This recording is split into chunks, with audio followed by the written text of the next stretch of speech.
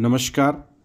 श्री श्री आनंद मूर्ति जी द्वारा रचित आनंद वचनामृतम खंड चतुर्थ में स्वाध्याय के रूप में आज का हमारा विषय है बृहच्च तद्दिव्यम चिंत्य रूपम। मनुष्य जब भी किसी छोटी या बड़ी वस्तु के विषय में कोई निर्णय लेने का प्रयास करता है तो वह प्राय भूल कर बैठता है। चूँकि मानव मन सीमित है, अतः उसका निर्णय सही कैसे हो। इस प्रकार जहाँ तक मनुष्य के मापतोल का प्रश्न है, उसके विषय में विचारो तो देखोगे कि उसके मापदंड का आधार ही अत्यंत सीमित है। किसी जलाशय को हम अपने हाथों के मापदंड से नापने में समर्थ होते हैं, किंतु यदि हम किसी समुद्र को उसी प्रकार नापना चाहें तो हम असहाय हो जाएंगे। यदि जलाशय समुद्र से भी गहरा हो तो उसको माप सकना हमारे लिए असंभव हो जाएगा। मनुष्य के माप की परिधि में जो है वह यदि बहुत बड़ा हो तो संस्कृत में हम उसे विशाल कहेंगे। जैसे हिमालय बहुत ही बड़ा है पर उसे भी मापा जा सकता है, और हम कहते हैं कि वह पूर्व से पश्चिम इतना मील लंबा है, उत्तर से दक्षिण इतना मील चौड़ा है। पर मनुष्य के छोटे मापदंड से, छोटे मन की सहायता से, छोटे व्यापक यंत्र के द्वारा जिसे मापना असंभव है, मनुष्य जिसे मापने जाकर सदा व्यर्थ होकर लौट आता है, उसे बृहत् कहते हैं। इसी कारण परम पुरुष को बृहत् कहा जाता है, क्योंकि उन्हें मापने में मनुष्य का मन असमर्थ रह जाता है। यतो वाचो निवर्तन्ते अप्राप्य मनसा सह आनंदम ब्रह्मणो विद्वान न विवेति कुतश्चन। उन्हें मापने जाकर मन लौटकर कह उठता है, नहीं, मैं माप नहीं सका। ऐसी चीज को कहा जाता है बृहत्। पर मात्र बृहत् हो तो नहीं, वह कुछ ऐसे भी हैं कि जो भी उनके निकट जाता है वह भी बृहत् हो जाता है, और जो उनके पास होते हैं उन्हें भी वे अपने समान बना लेते हैं। वे केवल उन्हें अपनी गोद में बिठाए हैं। मात्र यही नहीं, उन्हें ऐसा अपना बना लेते हैं कि उनकी अपनी पृथक सत्ता रहती ही नहीं। इसी कारण उन्हें कहा जाता है विपुलम। विपुल है, इस कारण ही वह ब्रह्म है। वह यदि दूसरे को बड़ा नहीं कर पाते तो उन्हें बृहत् कहा जाता, कभी भी ब्रह्म नहीं कहा जाता। इस कारण यहाँ एक मज़ेदार बात यह है कि यदि वह अपने नाम की मर्यादा बनाए रखना चाहते हैं तो जो उनका ध्यान करेंगे, जो उनकी भावना लेंगे, उसे भी वे बड़ा बनाने के लिए, बृहत् बनाने के लिए बाध्य हैं। क्योंकि यदि वे ऐसा नहीं करें तो मैं उनसे कहूँगा, दया करके अपना ब्रह्म नाम छोड़ दो। उन्हें फक्त बृहत् कहते हैं और साथ ही कहते हैं दिव्यम। दिव्यम का अर्थ है दिव्य शक्ति युक्त। दिव्य शक्ति क्या है? लौकिक जगत में हम जो काम करते हैं उसे जड़ शक्ति या क्रिया शक्ति की सहायता से करते हैं। अंग्रेजी में उसे एनर्जी कहते हैं। इलेक्ट्रिक एनर्जी, मैकेनिकल एनर्जी और भी न जाने कितने प्रकार की एनर्जियां हैं। एनर्जियों की विशिष्टता यह है कि वे जड़ शक्तियां हैं। इनके पीछे यदि बुद्धि का समर्थन रहे तो काम हो सकेगा, नहीं तो काम नहीं हो पाएगा। मेघों में विद्युत तैयार तो हो जाती है, किंतु अधिकांश क्षेत्रों में वह व्यर्थ हो जाती है, क्योंकि मनुष्य की तरह कोई मनीषा संपन्न जीव उसे काम में नहीं लगाता। दूसरी ओर विभिन्न विद्युत केंद्रों में मनुष्यों की सहायता से जो विद्युत उत्पन्न होती है उसे हम काम में लगाते हैं। क्योंकि वहाँ मनीषा का समर्थन है, बौद्धिकता का समर्थन है। इसी कारण हम कहते हैं कि जड़ शक्ति बौद्धिक शक्ति की सहायता से जो विद्युत उत्पन्न होती है, इसी कारण हम कहते हैं कि जड़ शक्ति बौद्धिक शक्ति की सहायता न मिलने पर कुछ भी नहीं कर सकती। वह एक अंध शक्ति है जिसमें इस जड़ शक्ति और दिव्य शक्ति के बीच मूलगत पार्थक्य के संबंध में ज्ञान ही नहीं है। वह हल्के तौर पर कहते हैं कि सब कुछ नेचर से आया है, पर ऐसा कैसे हो सकता है? नेचर तो जड़ शक्ति के द्वारा प्रेषित एक कर्मेषणा है।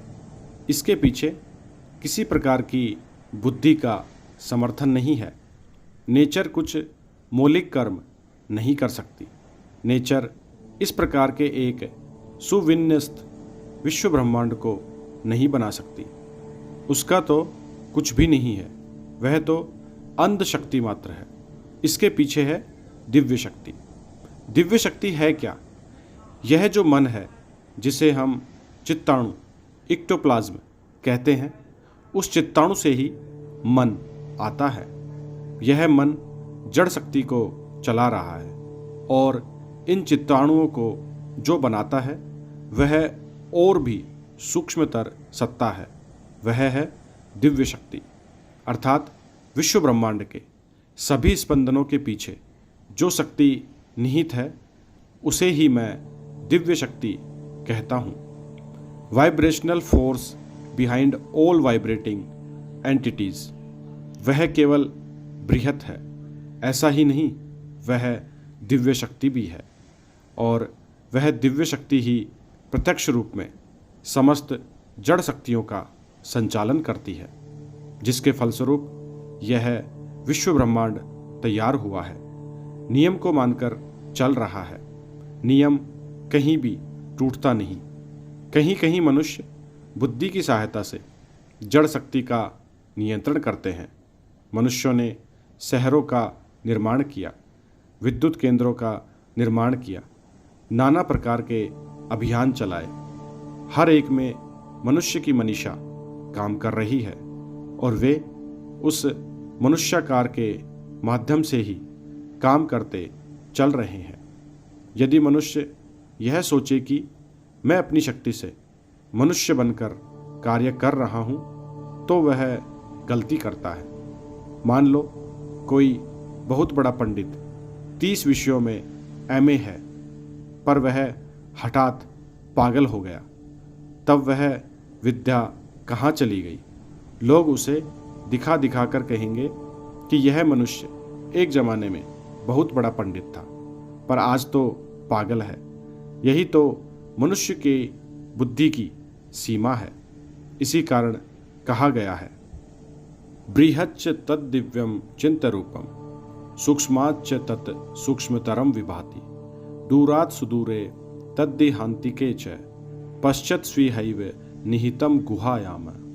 अर्थात मनुष्य जिस वस्तु को अपनी प्रज्ञा नाड़ी या आज्ञा नाड़ी के माध्यम से बाहर के जगत में देखता है, उसी के बारे में सोचता है और उसे ही कहा जाता है चिंत्य। जो मनुष्य एक समय में गेंडे को देखा था, वही मन ही मन में गेंडे के बारे में सोच सकता है, और जिसने कभी भी गेंडे को नहीं देखा या चिड़ियाघर में नहीं गया, वह मन ही मन गेंडे के बारे में सोच भी नहीं सकता। मनुष्य किसी भी मौलिक विषय के बारे में नहीं सोच सकता है। बाहर के जगत में एक समय जिस वस्तु को देखा था, उसी के बारे में सोच सकता है, और परम पुरुष बाहर जगत में आँख कान के द्वारा देखे नहीं जा सकते, पहचाने नहीं जा सकते। आँखों कानों की देखने सुनने की सीमित क्षमता को ही तो उसने पाया है। इस कारण आँखों कानों से उन्हें कैसे जाना जा सकेगा? इस कारण वे अचिंत्य हैं और वे अचिंत्य ही रह जाएंगे, क्योंकि बाहर के जगत से कुछ देखकर सोचने का सुयोग तो नहीं पाया जा सकता।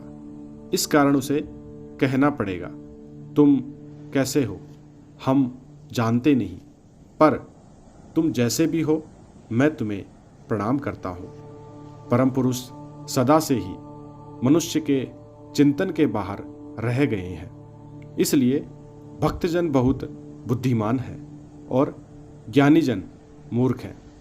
और मूर्खता का सबसे बड़ा प्रमाण यह है कि वह अपने को सबसे बड़ा ज्ञानी समझते हैं। जीवन युद्ध में हर समय हार जाते हैं। भक्त तो वैसे नहीं है। भक्त तो जानने की जो चीज़ है उसे जान ही जाते हैं। ज्ञानी जन जानना चाहते हैं वह क्यों अचिंत्य है। भक्तजन बताते हैं वह सचमुच अचिंत्य है, पर हमें ज्ञात है कि वे हम मनुष्यों को अधिक प्यार करते हैं, इसलिए इतनी मनीषा वैदुष्य व वैदग्ध दिए हैं। इससे अधिक उनके प्रेम का प्रमाण और क्या मिल सकता है। उन्होंने मनुष्य को इतना आगे बढ़ा दिया है, पर फिर भी वह मनुष्य के लिए अचिंत्य इसलिए हैं कि यदि वह चिंतन के भीतर आ जाते तो सब मनुष्य ही उन्हें पकड़ लेते और पकड़ लेने पर सब प्रगति समाप्त हो जाती और अधिकाधिक पाने की कोई इच्छा न रह जाती। अचिंत्य रहने पर यह लाभ होगा कि हर समय उन्हें पाने की इच्छा मनुष्य के मन को मथती रहेगी और उसी के कारण मनुष्य क्रमशः महान से अधिक महान होता जाएगा। इसी कारण कवि ने कहा है, अनंत हये छो भालोई कोरे छो, थेको चीरकाल अनंत अपार, धरा यदि दीते फुराइया जेत, तो मारे धरीते के चाहितो आर। अर्थात हे परम पुरुष, तुम अनंत हुए हो, अच्छा ही किए हो, रहो चीरकाल अनंत अपार।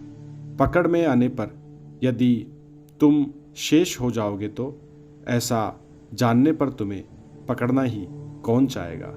कोलकाता, प्रातः 1 नवंबर 1978। धन्यवाद। बाबा नाम केवलम।